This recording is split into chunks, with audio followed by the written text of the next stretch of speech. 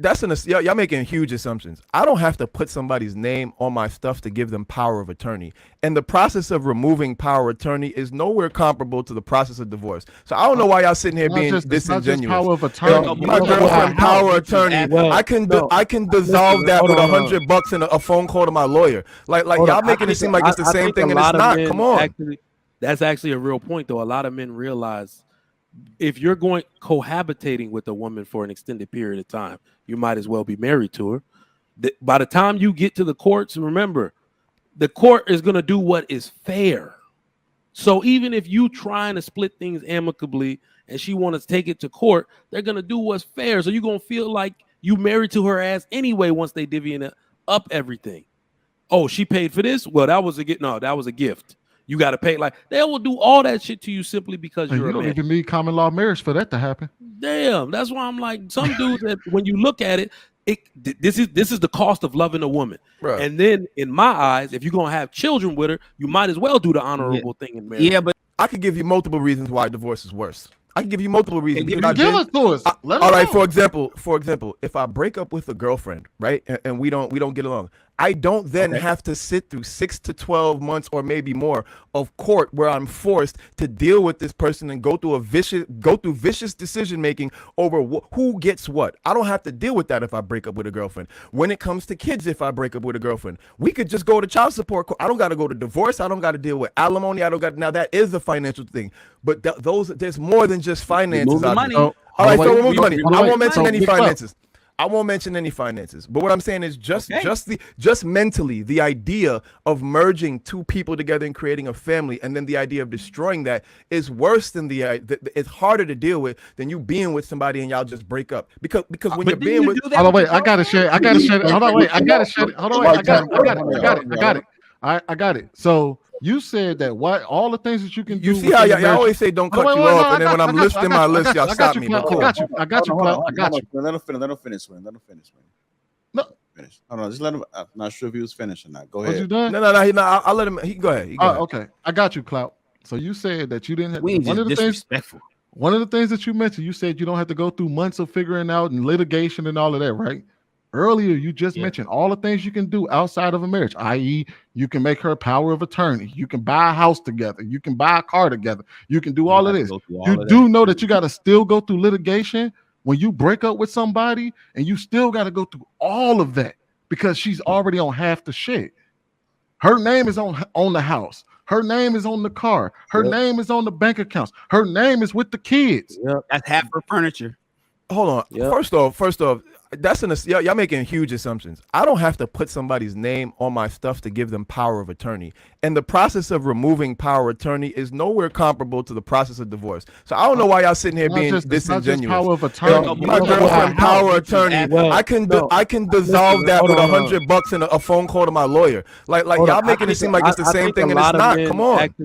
That's actually a real point, though. A lot of men realize if you're cohabitating with a woman for an extended period of time, you might as well be married to her. By the time you get to the courts, remember, the court is going to do what is fair. So even if you trying to split things amicably and she wants to take it to court, they're going to do what's fair. So you're going to feel like you married to her ass anyway once they divvying up everything. Oh, she paid for this? Well, that was a gift. You got to pay. Like, they will do all that shit to you simply because you're a man. You don't even need common law marriage for that to happen. Damn, that's why I'm like, some dudes that when you look at it, this is the cost of loving a woman. Right. And then in my eyes, if you're gonna have children with her, you might as well do the honorable thing in marriage. Yeah, but no. Listen, I've lived with multiple girlfriends and broken up, and I got divorced one time, and that divorce's impact was way bigger. Yeah, to Cloud's point, Trigger and Sweeney, if it's amicable, there's no court. It's just, all right, baby, here, you can have a sofa, you take this, you get that other car, because I don't even drive that motherfucker. You can do that in a divorce. I agree. You can do that in a divorce. No, you can't do that in a You divorce. still got to go through no fault. No, the only time a divorce start requiring courts beyond just making a decision is when it's no longer amicable. Bro, I had an amicable divorce that took 8 months. What are y'all even talking about? Me and my ex is in business. I was on the phone with her for 3 hours today, talking, making money. Our shit was amicable. We were mad at the courts. We were like, why are they in our fucking business? No, bruh. It ain't just hey, we good. But and it we also just telling depends the on the court we state. good, and they say, "Oh, well, since y'all good, then don't worry about Like, it." you No, in they were like, California, "Nope, bro. you say you good, but we don't think you are. So this is what you got to do." And we were We like, can't "God speak in damn!" California. Yeah, I Not didn't only- have to go to court. We had a mediation. That's what we had, a mediator, and that was it. Yeah, I think Shit, here in Texas, bust that shit down the middle. Them Everything motherfuckers gets was bust all down the in our- They middle. were in our business. We was like, "Fuck, man! Now we got to get this notarized, and we got to get this." If you don't see value in it, don't do it. Paper. And what do you Well, have? if And you- what about this? And how about that? And how about this? And we were like, "Fuck." But If you don't to see value in it, don't do Dog, it. I'm gonna be point, honest. If the Cloud's if point, there's- I would have avoided all of that if it would have just been boyfriend and girlfriend. We'd have just been like, "All right, well, you get your shit and go. I take my shit. I'm gonna keep this. I want this sofa, and I like these chairs. You take the TV, and we good. You good? All right, cool. I appreciate you." Well, That's y'all what better can not- happen. y'all There's better no, not there's no never get a mental home together, taxing because Oh, y'all man. gonna have breakup to of a add this boyfriend to and girlfriend split up. as opposed to Unless y'all gonna stay in a fucking goddamn government. apartment for the rest of your life. If you don't see value in a young guy, don't do it. It's just that simple. It don't mean that it's a bad thing. It don't mean that it just ain't for you. It's not for you. It's just that simple, bro. Just If you don't about see no to make a value in baby.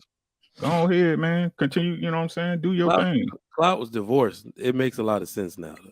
Let's go ahead and, go ahead, I mean, like I said, I mean, what's the ladder? You know what I'm saying? Like, yeah, what's the ladder? You know what I'm saying? Going out here, you making babies, you got baby mamas and all that shit. Like that's been working for everybody, you know. Whatever, man. That you ain't know a what good I'm saying? reason enough. Right. I mean, do y'all thing, man. If you don't see no value in it, but the truth is, like I said, y'all asking us to sell y'all something that y'all girl is supposed to convince you to do, man. She's supposed to be a woman good enough to keep you and maintain you and bring enough value in your life to say, hey, I'm willing to risk it for this woman. And if she's not you, if you can't find a woman to do that, you ain't gonna never see the benefit of it. It's gonna always be a risk versus reward. It's gonna always be a ROI or loss statement. And that's hey, do your thing, man.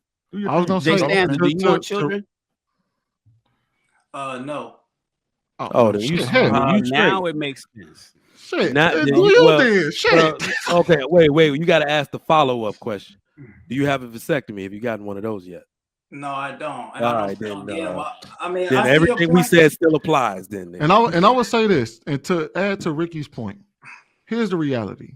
When I got married, nobody in this world was sitting there beating me in my face, talking about, hey man, you really need to marry that woman.